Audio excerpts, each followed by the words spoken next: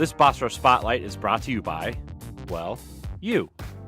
If you want to learn how to support the Boss Rush family of podcasts, head to bossrush.net or our Patreon at patreon.com/bossrushmedia. Thanks for helping us build something better.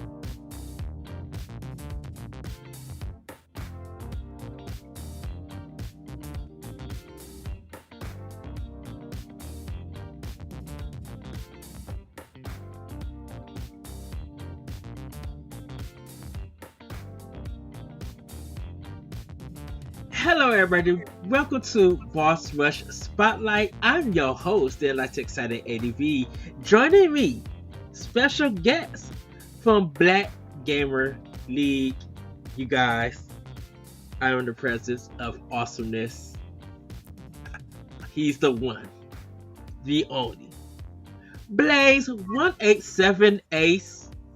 Just known as Blaze. Hello, good sir. How are you? What's going on, man? I'm glad to be here representing Black Gamer League. We out here trying to spotlight, more people like us out there, glad to be on the podcast, man. I'm glad you brought me on. I'm here to chat it up with you, man.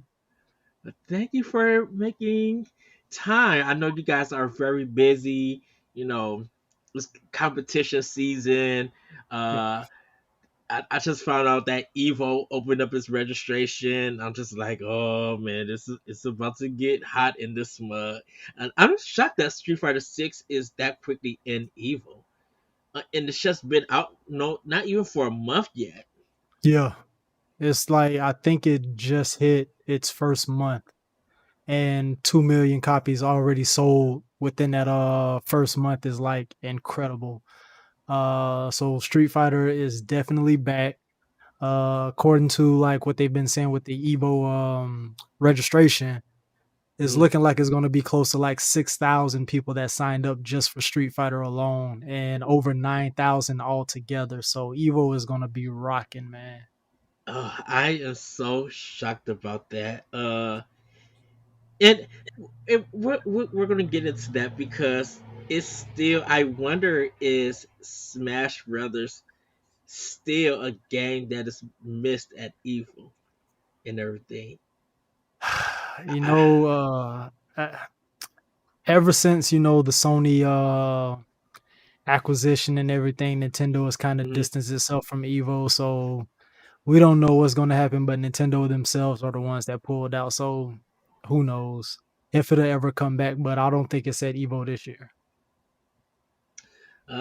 It actually is kind of weird because Killer Instinct is not there anymore, neither, right? Oh, I don't think so. KI's no more.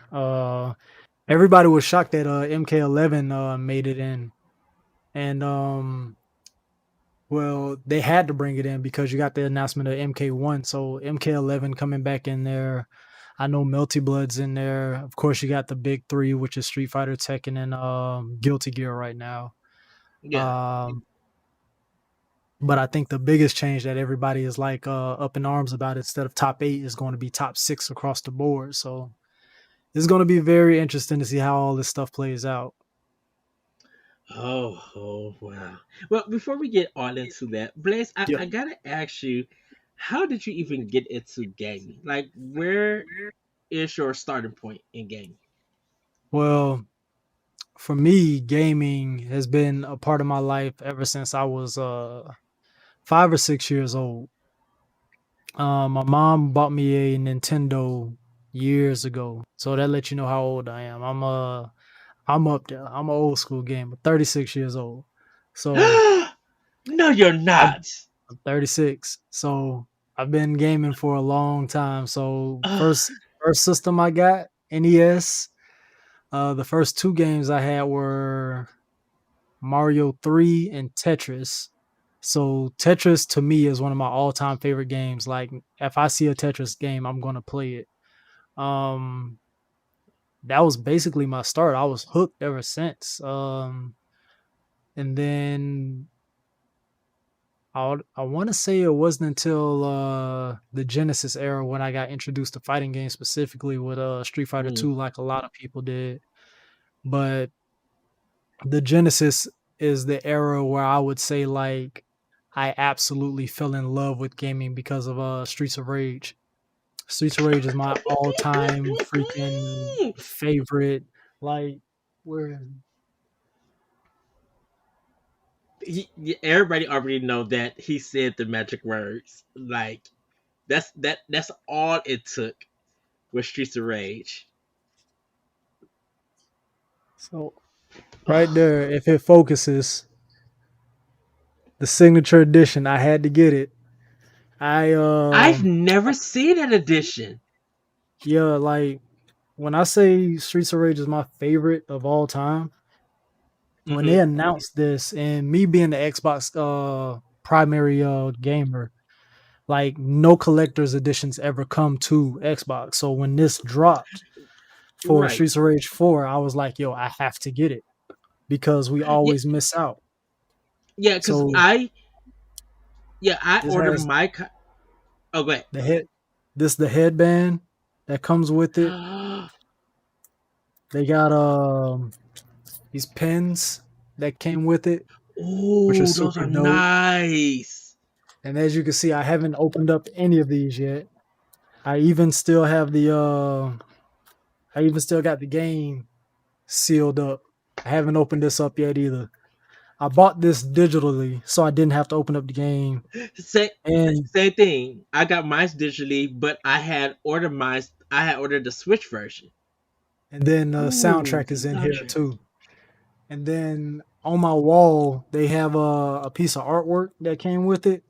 And I Uh huh. already framed it and put it on my wall. So yeah, Streets of Rage, if it wasn't for this series right here, I probably would not be like into gaming as much as I am. And Shoot. actually, Blaze from this game is where I got my name from. Nice. And see, Streets of Rage 2, like I beat Streets of Rage 1. Loved it. Streets of Rage 2 was just on a whole new level. It's still one of the games I feel like Nintendo could never do. Like Yep. music wise, gameplay wise, level design. I'm like, this is something Nintendo cannot touch. I play Streets of Rage 2 on the Sega Genesis like religiously, like almost every day. And I got to the point where I could use any character or any difficulty, didn't even need the codes because I knew where all the one ups were at. Hmm. And I was just playing that game like crazy. And it's still so good. So when people mention it, I literally lose my mind because I'm just like, that is one of my top tier of all times, like favorite games. Like it is such a iconic and legendary series. Um Streets of Rage 3 is okay, Hmm. but two, I just love two.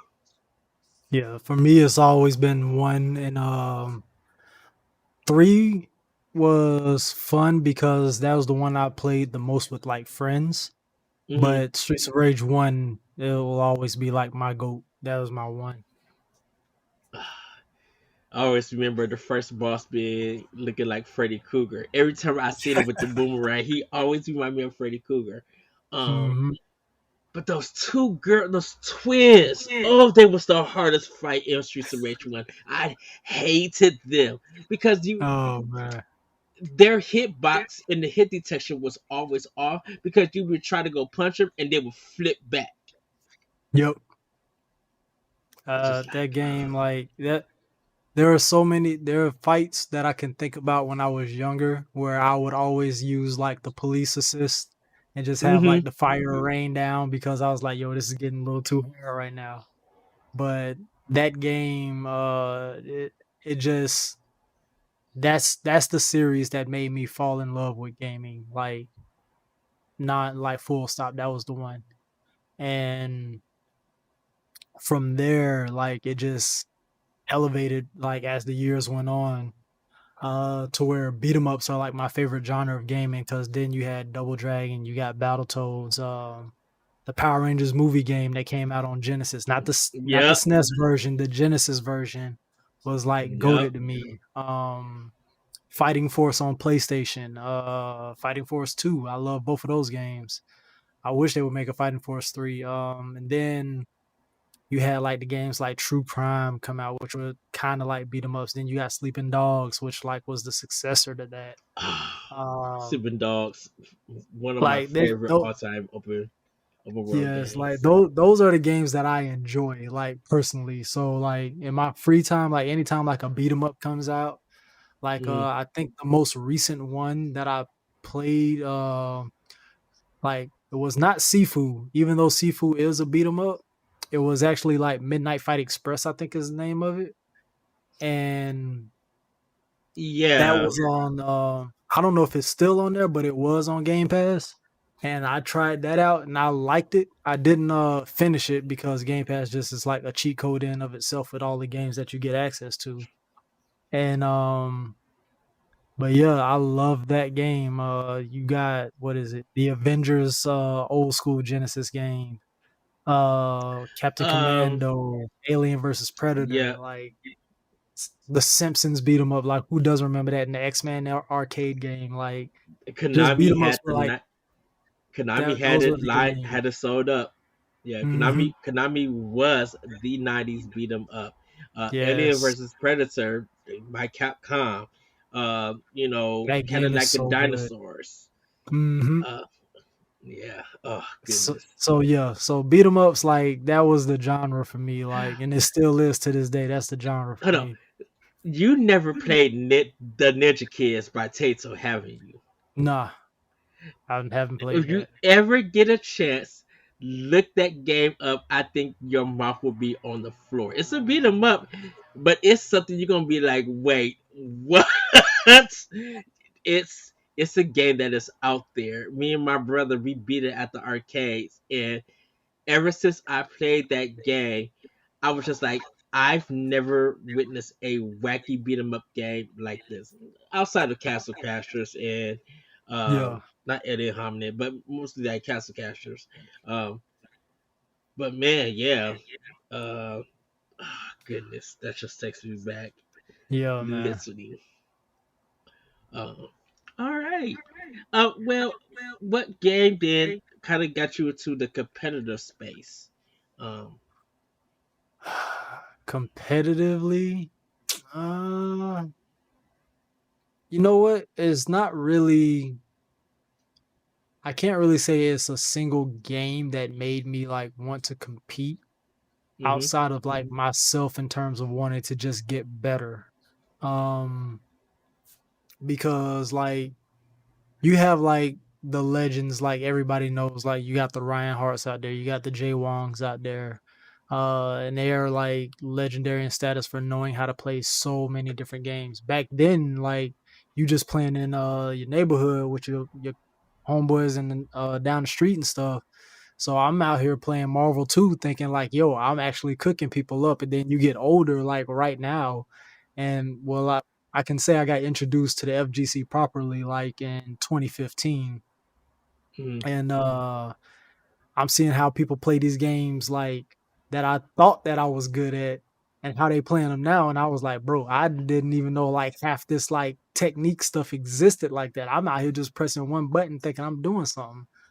Um so I want to say like when I got introduced to the FGC properly, which would be it's either CEO 2015 or 2016. It's one of those two.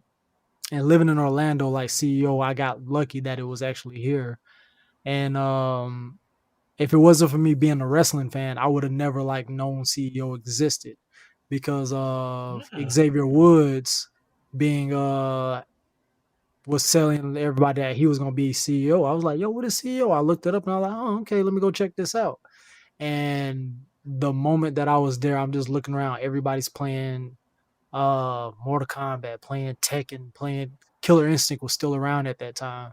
And I was I just got onto like the Xbox One like not too far from that time.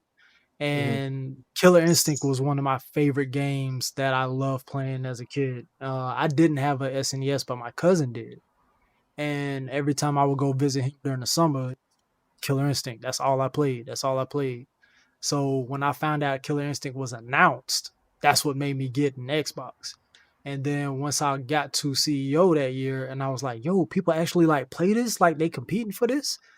And I was like, maybe I need to like start taking this a little bit more seriously. But being introduced to that environment and seeing like all these people just coming together to just play video games like in a competitive sense, it was like, yo, like this is kind of dope. This is a community. Like arcades don't exist no more, but you bring in this environment and you just dap up with people. The games that you play, they be like, yo, you want to play? You want some games? Yeah, you just sit down and start playing.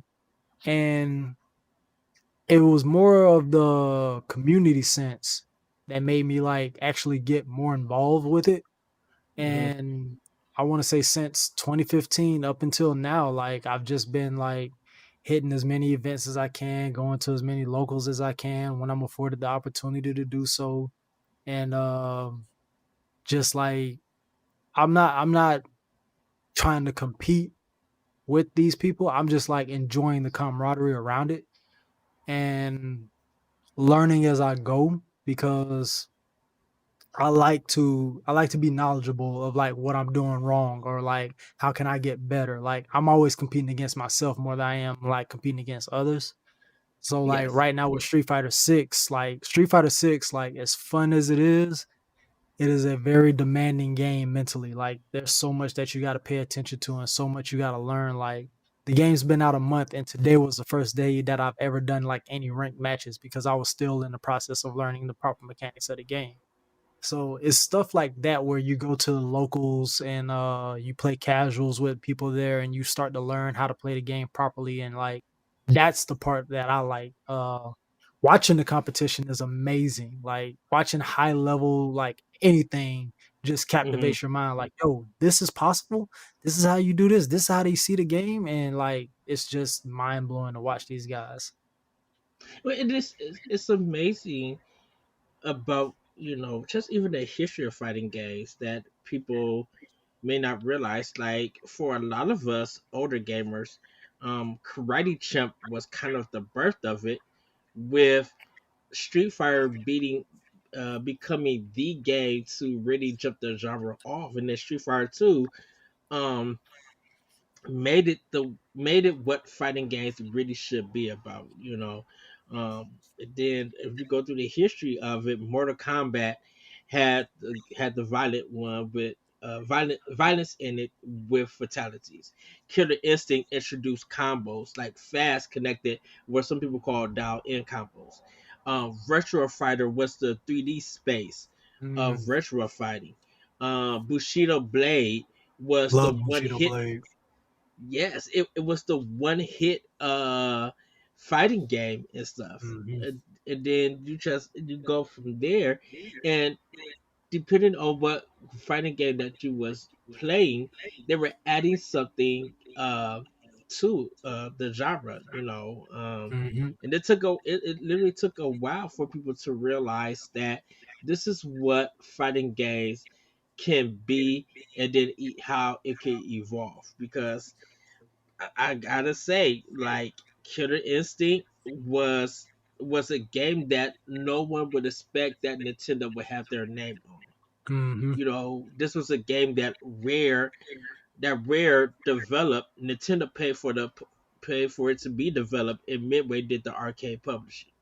Like, that's so weird that Nintendo would get into the fighting arena space, and then Hmm. they end up doing Smash Brothers and stuff, and it's just like it's amazing how, if you go through the history of fighting games, and even just the ones that we don't even know about that's in Japan, you would Hmm. literally be surprised just how much even their history has about it and everything. Because I didn't know, like, even just Evil, I didn't know about that competition until almost mid 2000s and Hmm. everything. And people were just like, yeah, there's a competition called Evil. And then when I seen the clip of the Street Fighter 3 with Ken and Chun Li and the blocking stuff, I was just like, what is this? You know? Like for me growing up, um, like growing up in the hood, you played two games. You either played sports or you played fighting games. That was it. That's all you played. So if you ain't playing NBA Jam, if you're not playing NBA Live, if you're not playing Hmm. Madden, people will forget about Game Day, Blitz, 2K came out, Knockout Kings before it became Fight Night. Like you played Yeah, all these, and then when it came to fighting games, it was either Mortal Kombat or Street Fighter. When Tekken came out, Tekken was the hotness. Um, and then once the Dreamcast rolled around, then you got Marvel. When Marvel came out, cause like people knew Marvel superheroes, people knew about X yeah. Men versus Street Fighter, but it wasn't until Marvel 2 when like everybody was like, "Yo, you played this game? They got some of everybody in here." Like, "Yo, who is this?" Um, and then like when you look at the history of like how some of these older games are just like held near and dear to people's hearts. Like I played World Heroes, but I wasn't like a big like SNK guy. Like I Right. played World Heroes because it was available to me, and I was like, oh, okay, I see what this is. I played an art of fighting game. I played Samurai I don't think I Showdown. played Sam. I don't think I played Sam Show back then, but the Hmm. latest Samurai Showdown is probably like my second favorite fighting game of all time right now after Killer Instinct. It's just that good. More people should play Sam Show. Can't wait for the rollback. But when you see like people getting hype over Vampire Survivor, I mean not Vampire Survivor, Dark Darkstalkers with Stalkers. Vampire Savior. There we go. Yeah. The Darkstalker series, and like I never played Darkstalkers back then. I didn't even know that game existed So until I like I knew, got older. yeah, I knew they existed, but it was a game that wasn't carried in a lot of arcades. Exactly. It really was kind of like you had to go like to somewhere in Cali or somewhere in Seattle if you was trying to Mm, play a lot of those kind of fighting games. Because like here in the Midwest in Illinois where I'm at, we didn't have no Darksiders. But I was reading EGM and everything, and that's how I found about this game. And I'm just like, what is this new fighting game that Capcom has? I'm like, and I wanted to play it. And it what I think Darksiders didn't come to America consoles until what, the Switch? I don't think wow. it came. Yeah, Darksiders never appeared on any console. I think until it came to like this generation of consoles and PC. Yeah, like so like as I've like since I've like gotten into like more of the FGC and seeing like all these games that exist, like Hmm. I didn't know anything about Melty Blood. I didn't know anything about Uniclear. Like I knew about Guilty Gear and Blaze Blue because I came Yeah. across those early on. I think I had Guilty Gear on PS2, but I didn't know what it was. But I did have it at some point in time because like you go in GameStop at those times and you're like, oh snap, what is this? Oh, a guy holding a sun gun with a sword. Like, okay, that's pretty dope. Go and get it, played it a little bit, but I didn't like fall in love with it. And then you get older and now I come out and people like, oh, they gave a rollback to plus R and all this other stuff. And I was like, yo, people played this game like that back then? And you watching people play this stuff and they just mopping the floor like, oh my god, like people were actually out here with this stuff. And like you Hmm. said, it had to be like something with the region because the West Coast in Japan is like right there in terms of like getting stuff in. It was like the easier way to do stuff, similar to like how wrestling is. Like I didn't know Japanese wrestling existed until like a few years ago, but you ask people on the West Coast that grew up and they like, oh yeah, man, we watch Japanese wrestling all the time. I'm like, I didn't know this stuff existed. So Right. like to discover like Melty Blood, which is a fun game. I never played any of the ones prior to that. I still haven't played a Uniclear game. Um, I got the Capcom collection with the Dark Darkstalkers in it, Yeah. and I'm Same. like, I see why people enjoy these games now, and it's just like fighting games are like just incredible. What how so many of them play so differently. Like you said with Virtua Fighter, like Virtua Fighter is probably one of look at the game as punch kick guard, but there's so many like technical intricacies to that game to where it's like you got to know when to press this, how to press it, like the Mm-hmm. angles to press it and everything like that. Versus Tekken, where it's just like, oh, you get that counter hit launcher, okay, then just do your bread and butter right there. Get the wall carry if you got walls on the stage. So it's like it's so many things that you can like learn from so many different games, and this is just freaking amazing to like come across this. That especially because somebody who didn't know about this stuff growing up and being exposed to it now just makes you appreciate like all the people who like put so much time into these games like that much more. And I think that's why even if even if I had made a list of like my top fighting games that wasn't like Killer Instinct or Mortal Kombat or Street Fighter, definitely like Soul Calibur 2 would definitely Hmm. be on that list. That one's big. Um, I wanted to say, even though I said you can't add Street Fighter 3 or anything, Street Fighter 3 Third Strike, a game Hmm. that people people didn't know about and they said it shouldn't fail, but yet it is, to me personally, still to this very day one of the best Street Fighter games. Hmm. I haven't played 4, I haven't played 5. I decided not to get 6 because I waited for Tekken 8. 8, yeah, Yeah, I'm Tekken waiting 8. for that new Tekken 8 just looks redonkulous. I'm like, Mhm. ooh, this is buttery smooth. And I think something about not knocking Street Fighter 6 or anything, but I'm like, why does this still feel just old to me for some reason? I don't know. Maybe it's something I need to pick up and learn because it's a new direction for Street Fighter. And I think I can tell when looking at, oh, go ahead. I can I can tell you right now, Street Fighter 6 is Street Fighter in name only.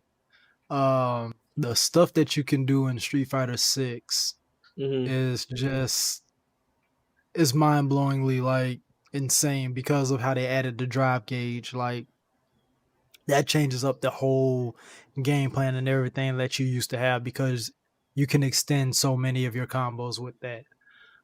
Because it's basically a combo canceller slash extender. Because you're doing one combo, you time it right, bam, you got another combo just going right in after that. But it also lends to your defense and so many other things like that. And then Mortal Kombat 1 is coming out in what, like 3 months or maybe less than 3 months now. Hmm. And you see how they're switching it up by making it an assist fighter. So it's like all these games are like expanding on terms of what they're doing. Now you got Tekken where you used to be getting rewarded for playing defensively, and now they're just upping it to where okay, y'all used to play defense. Now it's gonna turn into all out offense right now. So it's like every game is evolving. Strive is basically the first Guilty Gear I played to where like I tried to understand what it is, and I freaking Yeah. love playing Strive. The hardest part for me in Strive is like finding a character that I actually like to use, but it's an incredible game. Just like everybody else, like I'm just waiting for Tekken 8 to drop.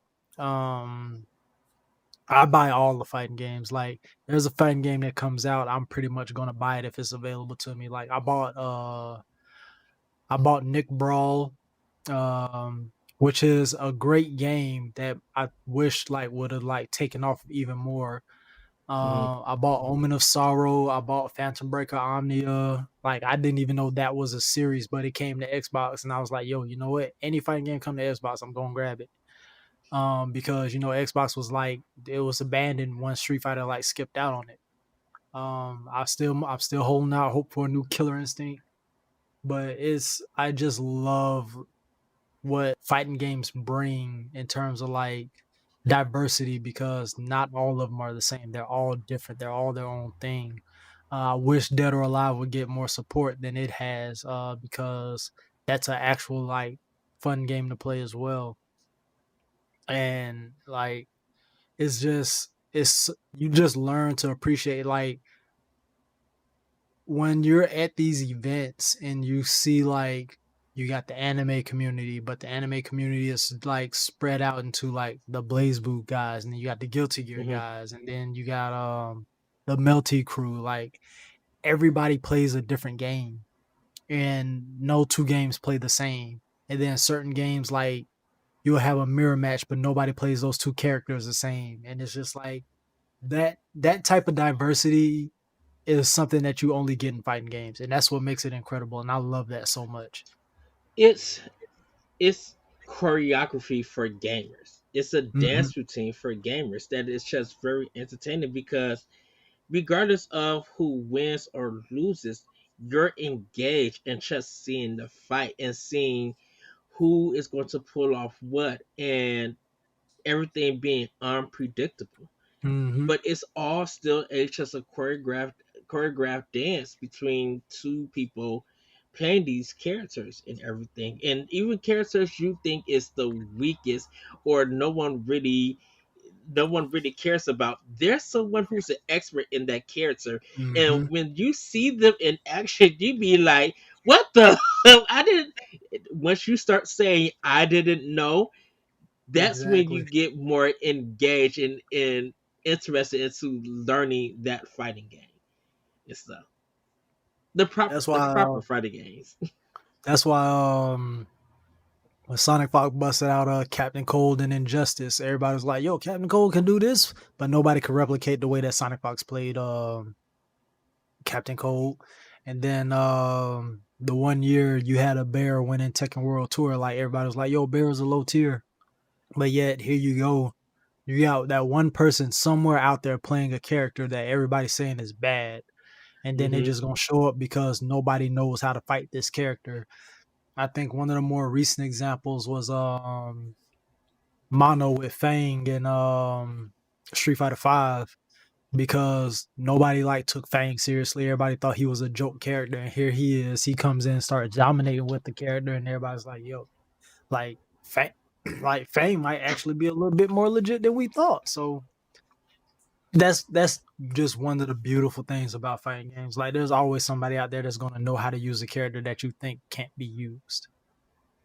Exactly. I know recently I think there was a TikTok or a short on YouTube of this guy. He ended up losing and then he ended up like swinging on like the other player and Oh, that was at everything. CEO. I was there. Um, so I wasn't in the vicinity of like Uh-huh. where it happened at, but I was like in the venue area, and then all I hear was like, "Yo, yo, whoa, whoa, whoa, whoa, whoa," and I was like, "Yo, what happened?" And then the video started circulating online, and your boy got salty, and I was like, everybody was like, "He's 16 and blah blah blah." I was like, bro, you can't bring that to a competitive environment. Like, you lucky like you're in a big enough event like CEO where like there are more people there to like calm, like to diffuse the situation. Because Yeah. if you're at a local event and you do something like that, there's gonna be a fight. There's gonna be cops called. There's gonna be like property damage because you're gonna end up like hurting somebody seriously. And you can be salty. Like, everybody's gonna be salty. Nobody likes to lose, especially when you pay your money to compete. Mm-hmm. You're gonna be mad if you lose. Like, no matter what. Like, I will pay to support versus me competing. That's what I look at when I register for like anything that I do. I look at it, yo, I'm helping to support the community to keep growing. But Right. there are people out there who just like think that, what is it? Katana Prime, KP, one of like my favorite dudes in the FGC that I was able to come across. Cause like during the pandemic is when I discovered like more like players and commentators and all that other stuff. Yeah. But he's the one that always said, you got to remember, half the bracket that comes out, no matter how many people in it, half the bracket is going to go 0-2. So you look at what Evo got going on right now. If there's 6,000 people that signed up for Street Fighter 6, 3,000 of those people are going to go 0-2. So you got to always keep like reality in your mind, like, and know what your skill set is. Like, I play these games casually. Like I said, today was my first day jumping in the ranked in Street Fighter 6 because Mm-hmm. I'm still learning the game. And there are people out there already who has like every character at master rank. And so I already know, like, if I signed up to play this game, I'm not going to be able to compete with some of these people out here because, yes, there's one person that was able to do this, but there are also people out there who's using only one character and got them to that level. So it's like I still haven't even like cracked what these characters can do. So when it comes to like competing, if you're going to be a competitor, you have to know what your limitations are because everybody has limitations, especially when you're Exactly. not getting paid to press these buttons. There are people out And here who's actually getting paid to press these hey, buttons. and I think that's one of the questions that I kind of have for you.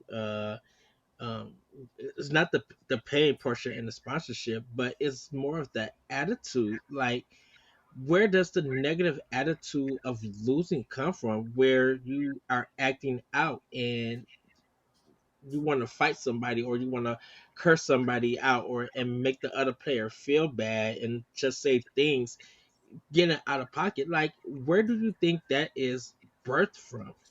Um, Uh, Thin skin, weak mind, undisciplined. And the thing is, like, I've come from a competitive background because I played sports. mhm, I played basketball, I dabbled in football a little bit, I ran track. And when when you're actually focused on your training, you become disciplined. Um, when I ran track, that was my like best thing. I would run the 100 and I did long jump. Those are my two things. I would know that if my foot steps over that plank, my jump isn't going to count. I have to know that where my foot placement is as it relates to that plank, I need to be there. I don't care what the distance is that I get. If I make a record jump, but my foot is over that plank, I accomplish nothing.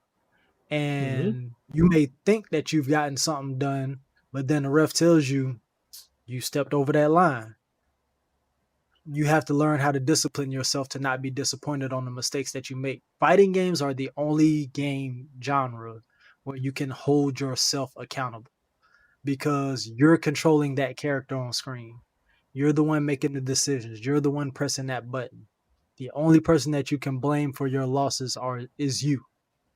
No matter how crazy a character is, because I hate fighting against Honda players. I hate fighting against Blanca players because they're like two of the more unpredictable like characters that you come across in Street Fighter 6 right now. mhm, Even then I can go back and look at I can look at Killer Instinct 2013 and I hated fighting Omen players and I hated fighting Shadow Jago players because I used Sadira, who was an aerial player, but these are two characters who can neutralize her in the air.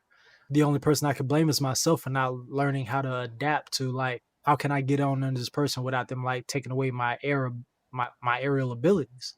So it's up to the players to actually like discipline themselves before they actually get out there and compete.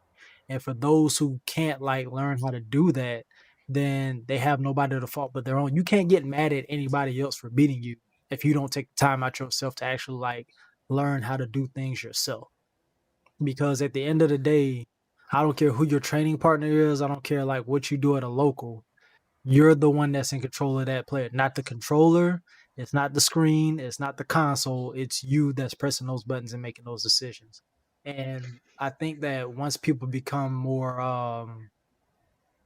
more disciplined mentally to know that yo it's all on me, you will see less of that. But I don't know how you can really like force feed that into somebody who doesn't mhm. want to hear it. You have to want to be great in order to be great instead of just like wanting to win. I think that's the best way that you could put it. And people should know that winning and losing doesn't mean nothing if you don't want to be great. And that's how I look at it. I feel like people should train their attitudes in Mega Man. Like, Oh literally my play, god. just That go game. play, literally go play Mega Man 1 without no guide just learn, because I think the thing about it is that Mega Man is going to defeat you, but you Hmm. need to play it so that you can discipline yourself and you can learn patterns. You can learn how to defeat enemies, where to jump, and where to have placement and stuff. Because Mega Man games is really a single player fighting game in a sense. Mm. If you think about it, your special moves you have to earn them and everything. You just don't have special moves at the start of the game. You have to earn the special moves, and once you learn and earn those special moves, then you can be able to play the game and you know be able to humble yourself if you die and everything. You'd be like, oh man, I died. Okay, let's get back into this game. I could do it, and stuff. And sometimes, other times, it'd be like, okay, let me see what this pattern is. I always tell people, if you ever play Mega Man 2 and you go to Flashman stage, be ready. Because that stuff is that level is a hard level Mhm. and everything. I You know, tell if you really want to, you really want to learn discipline, play Contra, play Batman and Robin, the Genesis version. That game, oh my god, that Batman and Robin on Genesis will break you with how difficult that game gets. it is a struggle. And like I look, and that's one of my favorite games all time on Genesis. But my God, is that game hard? And play Battletoads. Play Battletoads. Oh, If you really want to discipline your mental capacity, play something like Battletoads, a game that was released unfinished and was broken at launch, and this was before patches and anything could happen, and you just had to deal with whatever the game gave you. So like that. play games like that, and I think that's where like a lot of like the older generation will like look at a game and like understand like, yo, I have to learn how to do this because we Hmm. grew up with games like that.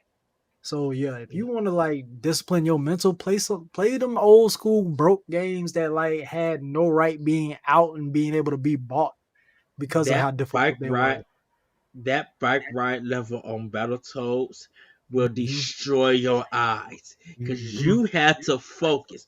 And if you didn't meet a checkpoint, and these levels were almost 5 to 7 minutes long, Hmm. if you did not get to a checkpoint and you died, you had to do that race all over again, and you didn't get continues in Battletoads. Hmm. Once your game was over, you That started was from it. the first level. That was it. Contra, Contra became well, I guess Contra, not the 30-man code, but I could beat Contra Oh yeah, without one. like I'm talking about play without the Konami code. Oh Konami yeah, I code could do make that.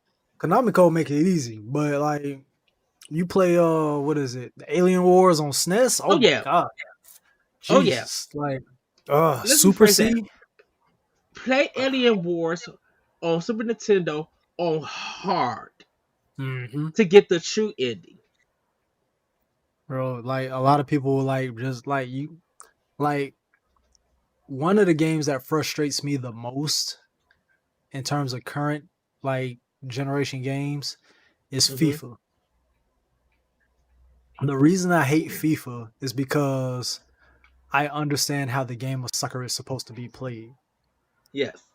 FIFA is not a game that is programmed for the game of soccer to be played the way it's meant to be played. So a game like FIFA will make you mad because of teammates not doing what they're supposed to do. You can't control the AI. The AI is going to do what the AI thinks it's supposed to do. You Hmm. can blame the devs on that. A fighting game, you can't blame the devs on something on the fighting game. You can only blame yourself. So if you play like something super difficult and you can't bring yourself to go back and play it again, fighting games will not be for you.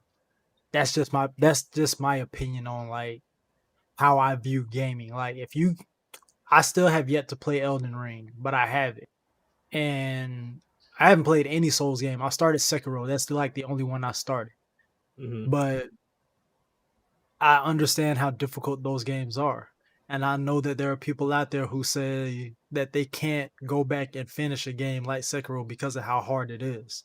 If you can't go back and play a game like that, you will not be able to like control your mental when it comes to a fighting game because you have to be able to learn, you have to be able to adapt. You got to learn how to keep pushing forward because you may have fight somebody once online and you may have been able to beat them easily, but the next person you come across may not be that simple to beat.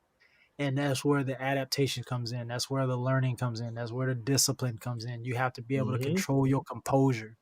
So I think, in my opinion, the main thing that you can do in order to like mentally prepare yourself for a fighting game is to play a game where you just like to learn to like control your like move and be able to press forward with like difficult situations. Yeah, it's definitely it's always about the respect. You know, even if you lose in a fighting game, there is going to be someone that can be like, "You did a good job," and that's good Mhm, encouragement for him to be like, "You can actually still go further. Just work on I don't want to say crab, but just keep working on your gameplay, working on your skills. You know, there's someone out there who is lesser than you because they haven't started the game or they're having a hard time learning and stuff. And mhm, you could be someone who ends up teaching them and everything. mhm. Uh, so Uh, speaking of Dark Souls, I always have this discussion uh for people who could play why people could play Dark Souls and stuff, but they can't play Ghouls and Ghosts. Oh my god. Oh my, like that's another game where like if you really like feel like you can discipline yourself playing, Hmm.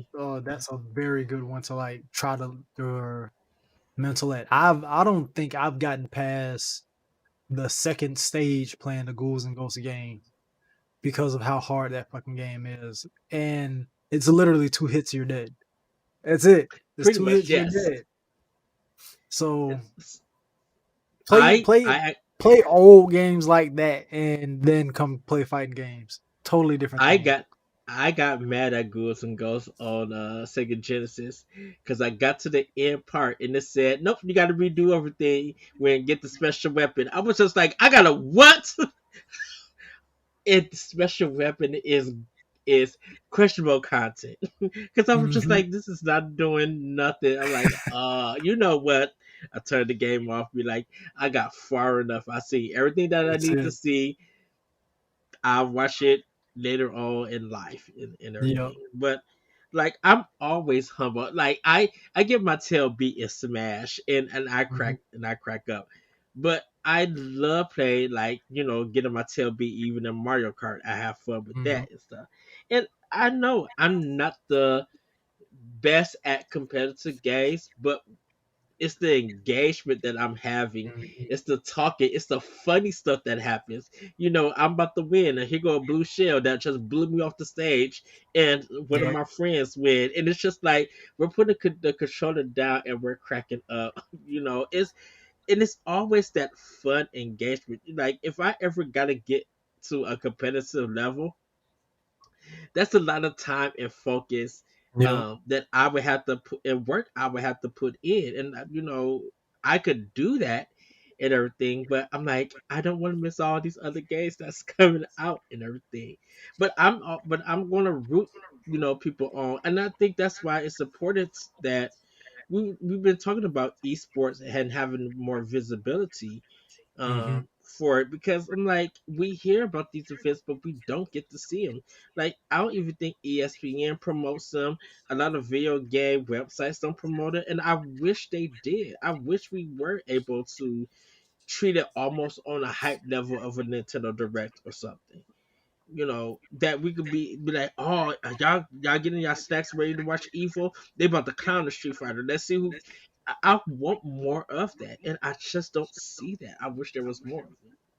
I think Like right now, when you look at the bigger events, Combo Breaker, CEO, Evo, you got Evo Japan now.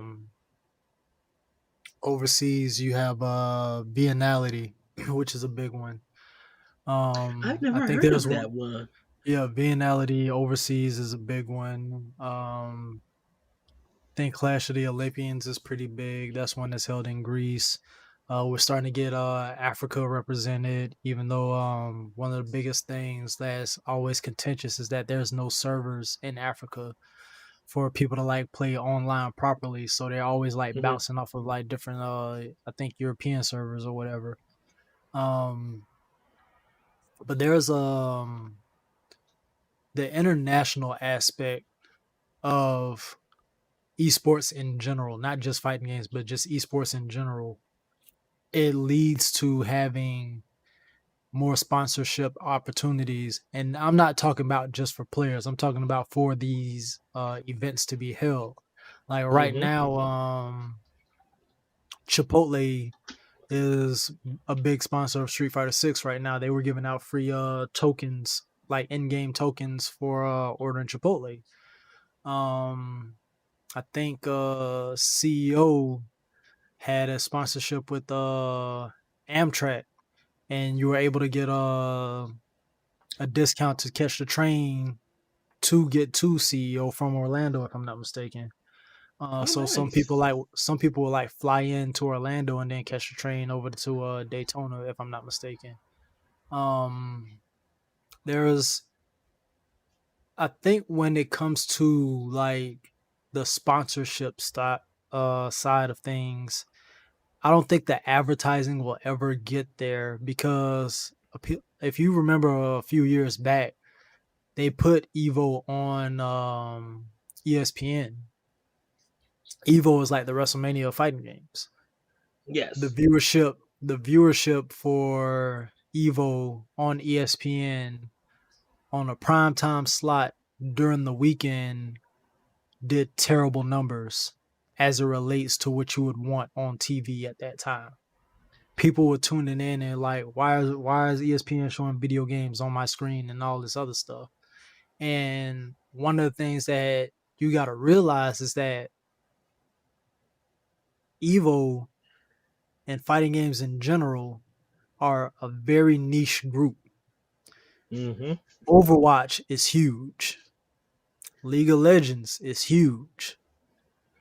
None of those games got that opportunity to get on that stage of ESPN, but fighting games did. So it wasn't like the attempt wasn't there, but Right. the mainstream has to accept it. And that's always going to be like the big thing. Can the mainstream actually accept the fact that like these things are worth watching? Can they really appreciate the time and effort that these people can are putting in to be great at these games? Can they really appreciate the effort that it takes to play these games at this level with this much pressure on you?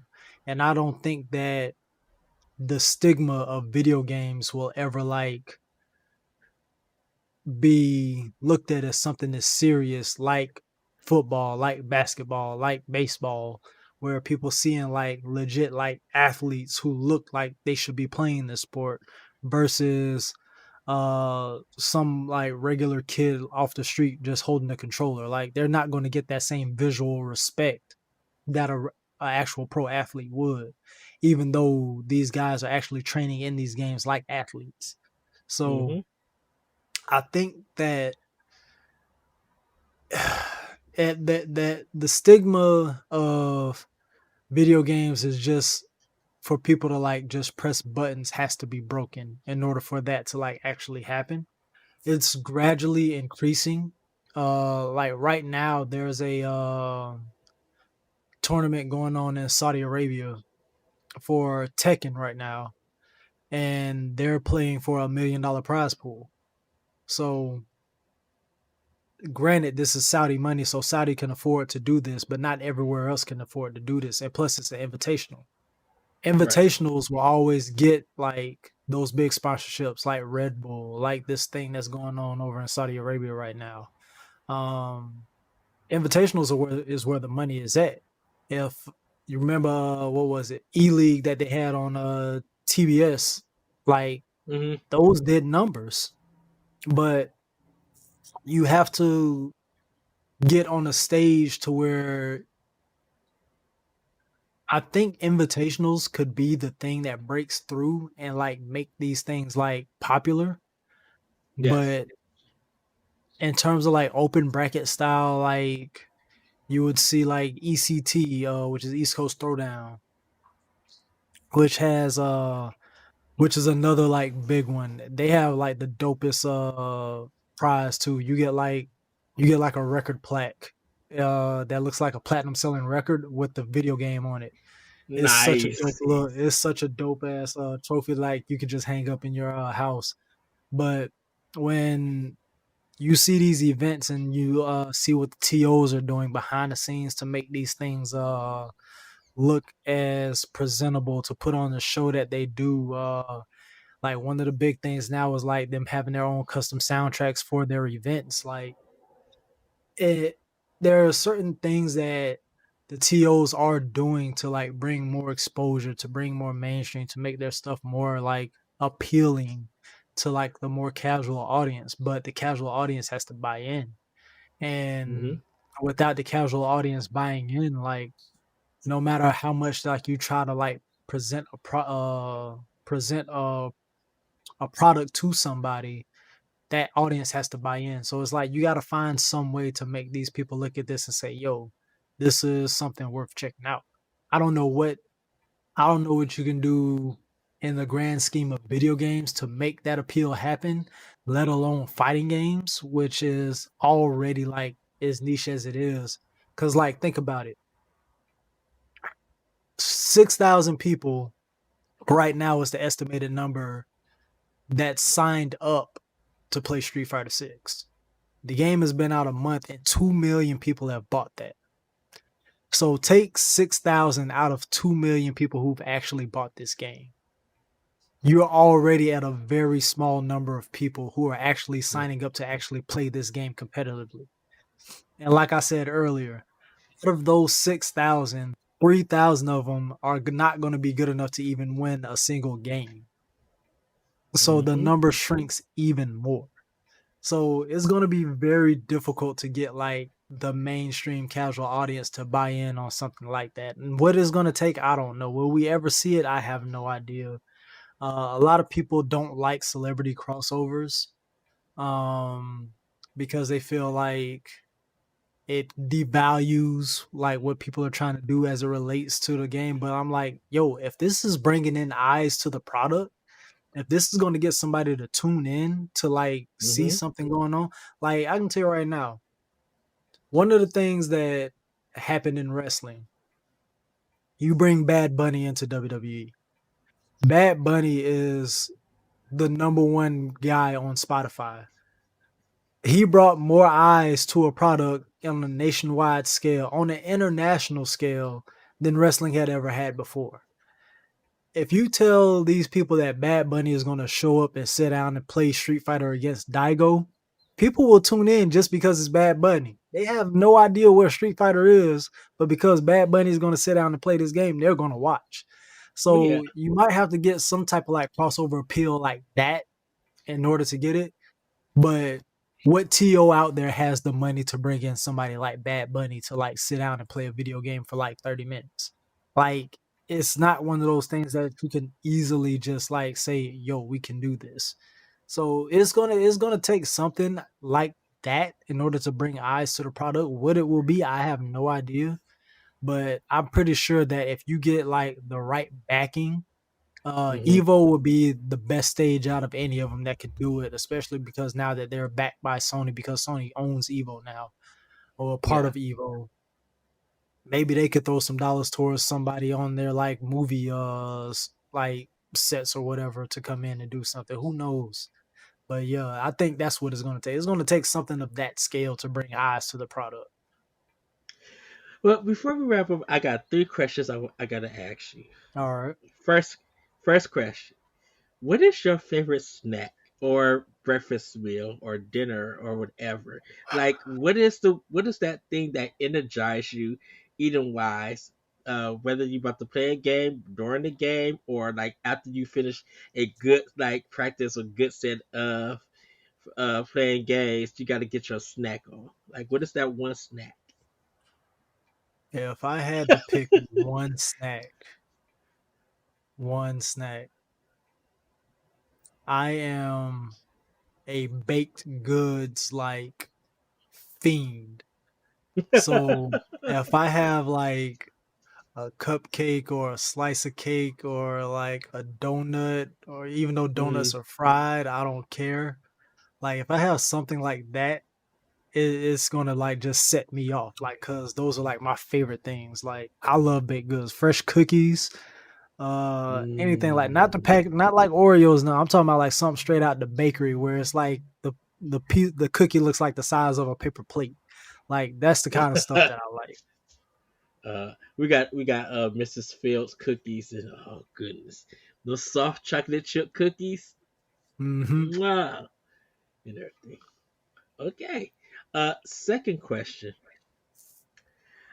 what is a bad fighting game to you? Like, or what makes a bad fighting game? And would you ever go to a tournament of bad fighting games just to see how people play them? I would definitely go watch a bad fighting game tournament because terrible fighting games make for great entertainment. Um, I have seen plenty of them. There's this one group called Vortex Gallery, Hmm. and they literally hosted a it's a big community thing that they did, and they allowed different people to host their own tournaments and stuff. So one of the games that they had was this pixelated dinosaur fighting game, and Primal they were Rage? like, No. no, it wasn't primary. It was something I never heard of before. And like the dinosaur was like, there was like a T Rex that was green, and there was a Triceratops that was like purple, and they were just fighting each other. And it was like the weirdest looking thing. It was like some, I don't know if this was PC or It 16 has bit to or be. what, Yeah, it has to be but PC because I'm like, other than Rampage, I really don't know. but this game, like the the Triceratops got this guy in the corner, and like he knocked him in the air, and he just would not let him come back to the ground, and he just killed him. And I was like, yo, this is like the most messed up thing I've ever seen. I have never played any game like that personally, so I couldn't really answer like what is a bad fighting game, but I have like heard stories, and I have seen like plenty of examples of bad fighting games. But in terms of me playing any, the worst fighting game I think I have played personally. Hmm. You I haven't would have. played Rise of the Robots. Nah, I haven't. Okay. Uh,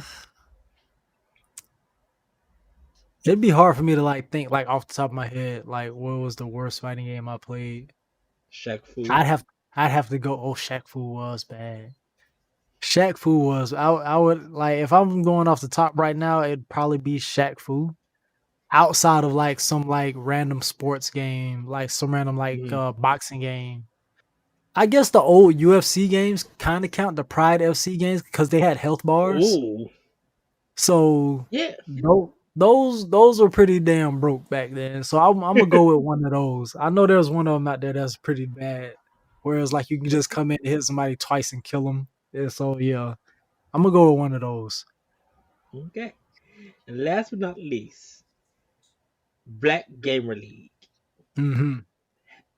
throws a fighting tournament. And Mm-hmm. you get to choose three fighting games. What are you choosing? Killer Instinct, Samsung, and Street Fighter 6. Easy. Oh wow. Easy.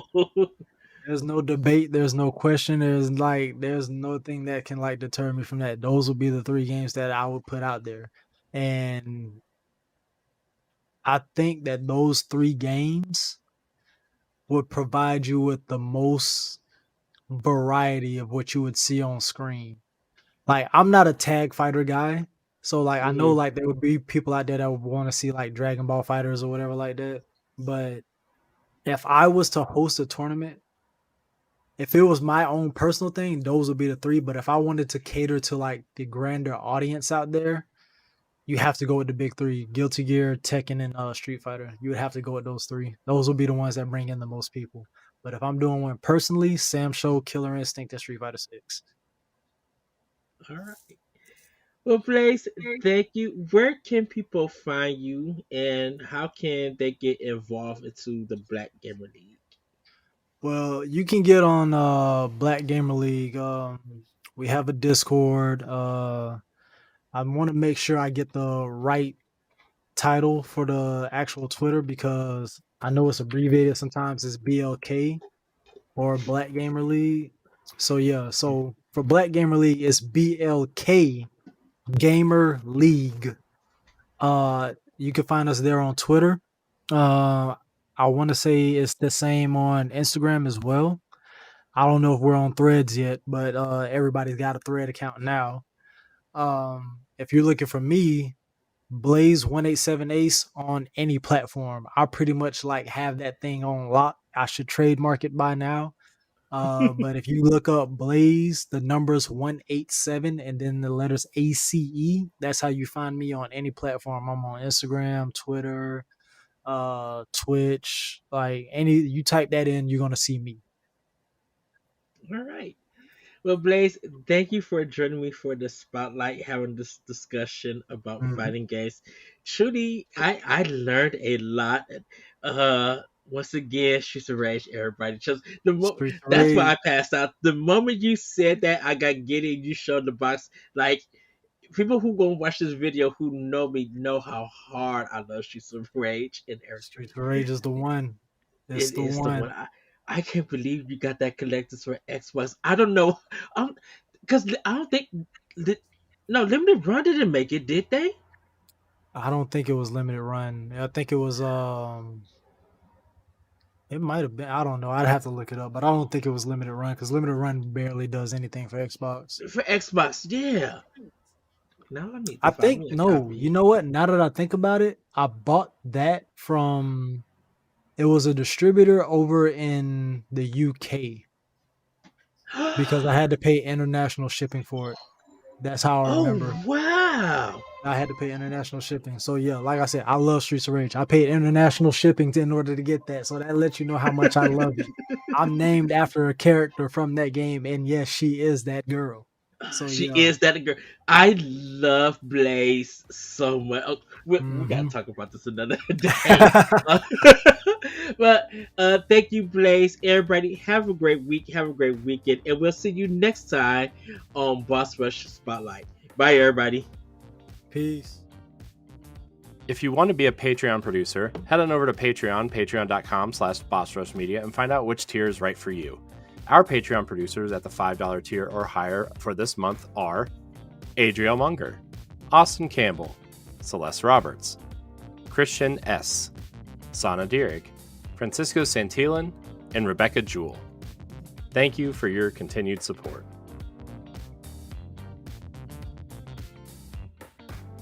The Boss Rush Podcast is a product of Boss Rush Media, LLC, and is recorded from our headquarters in Akron, Ohio. This show is produced, written, and directed by me, Corey Dierig. My co-hosts are Stephanie Klimov, LaRon Dawkins, and Edward Varnell. You can find Stephanie at Klimov_author on Twitter and Instagram, as well as on the EXPcast. You can find LaRon at Exodus803 on Twitter, Instagram, Twitch, and YouTube, and also on Crossroads, the video game podcast. You can find Edward at ThatRetroCode on Twitter and Instagram, as well as hosting Nintendo Palblock. You can follow me on Twitter and Instagram at IamCoreyInHD, and find me hosting Tower Casuals, the Destiny podcast, and co-hosting Nintendo Palblock. Find the Boss Rush Podcast on all social media platforms at Boss Rush Podcast. You can also follow Boss Rush Media and Boss Rush Network on all major social media platforms. Join the Boss Rush Network Discord and Facebook groups to interact with other friends and fans. Thanks for listening, and we'll see you next time.